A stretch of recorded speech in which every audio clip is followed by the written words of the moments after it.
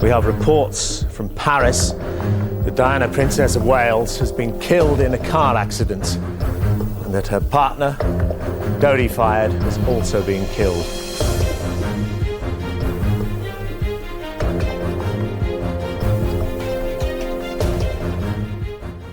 In the final months before her tragic death, Princess Diana made confessions that would shake the very foundations of the British monarchy. These weren't just whispered secrets to close friends. They were painful truths about a woman who had given everything to a crown that gave her nothing in return. Today, we uncover the heartbreaking reality of what Diana truly felt in her final days, and the devastating confessions she made about love, betrayal, and the price of being the people's princess.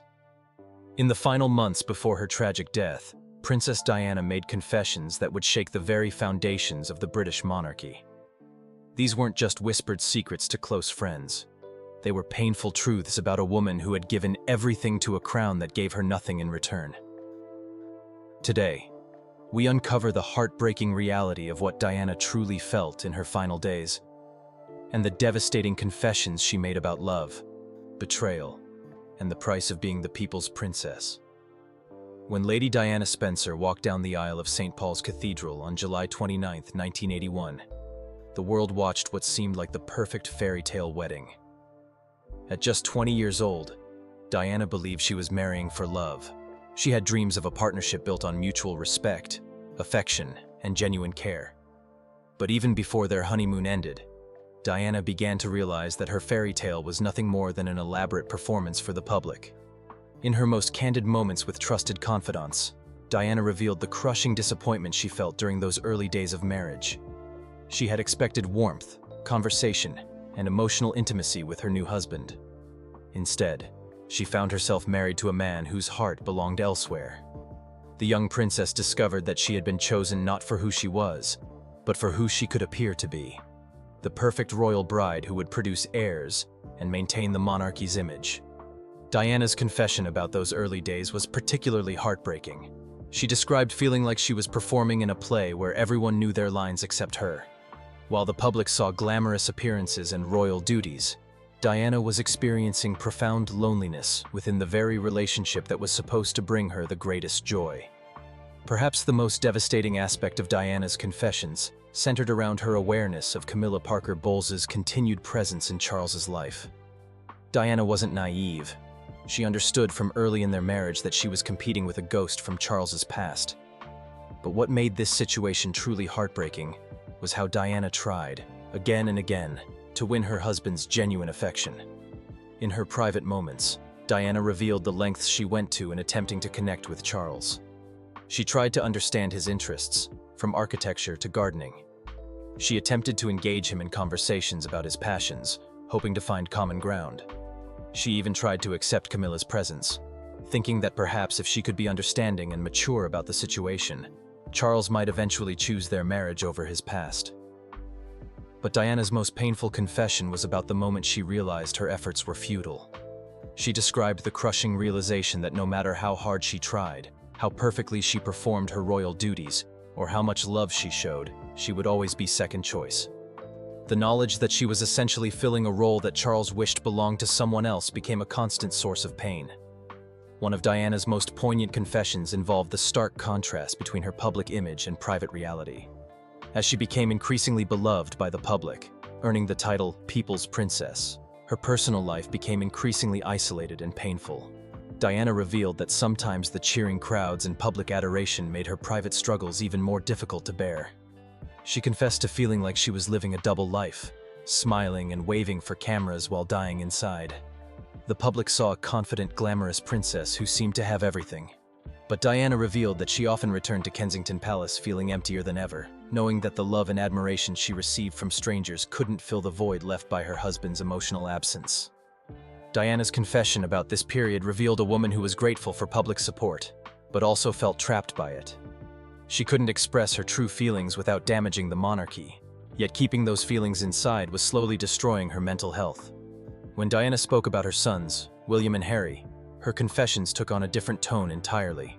She revealed that becoming a mother was the only thing that truly brought her joy during the darkest periods of her marriage. Her children gave her a sense of purpose and unconditional love that she couldn't find elsewhere in her royal life. But Diana also confessed to deep fears about how her marital problems might affect her sons. She worried constantly about the impact of growing up in a household where their parents were essentially strangers to each other. Diana revealed that she tried to shield William and Harry from the worst of the tensions, but she knew they were aware that something was fundamentally wrong. Her most heartbreaking confession about motherhood was her fear that her sons might blame her for the breakdown of their parents' marriage. She worried that history might paint her as the difficult wife who couldn't make things work, rather than recognizing her as a woman who had tried everything to save a marriage that was doomed from the start. Diana's choice to participate in the famous Panorama interview in 1995 was, according to her later confessions, both the most terrifying and liberating decision she ever made. She revealed that she had reached a breaking point where keeping silent was no longer possible. The alternative, continuing to live as a silent participant in her own unhappiness, had become unbearable. In her confessions about this decision, Diana revealed the internal struggle she faced.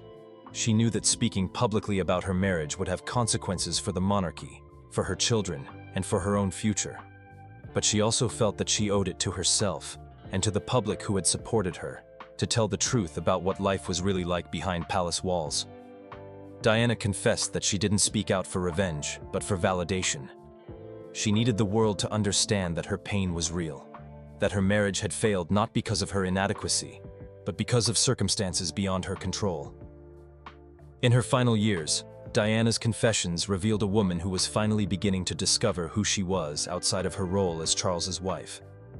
She spoke about finding genuine fulfillment in her humanitarian work, particularly her campaigns against landmines and her work with AIDS patients.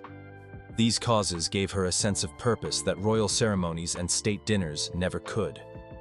Diana confessed that for the first time in years, she was beginning to feel hopeful about her future.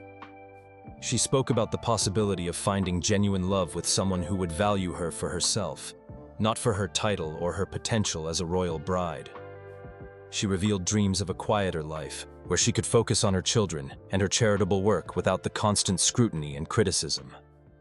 Perhaps the most heartbreaking aspect of Diana's story is that her confessions reveal a woman who was just beginning to find happiness and peace when her life was cut short. Her final confessions showed someone who had survived the darkest period of her life and was ready to embrace a future filled with authentic relationships and meaningful work. Diana's legacy lies not just in her humanitarian efforts or her role as mother to future kings, but in her courage to speak truth about the cost of living within an institution that prioritized image over individual happiness. Her confessions remind us that behind every public figure is a human being with real feelings, real struggles, and real dreams that deserve to be acknowledged and respected. Princess Diana's heartbreaking confessions before her death paint a picture of a woman who gave everything to a role that demanded her silence about her own pain. Her truth reminds us that even fairy tales can have tragic endings, and that sometimes the bravest thing someone can do is simply tell the world who they really are, regardless of the consequences.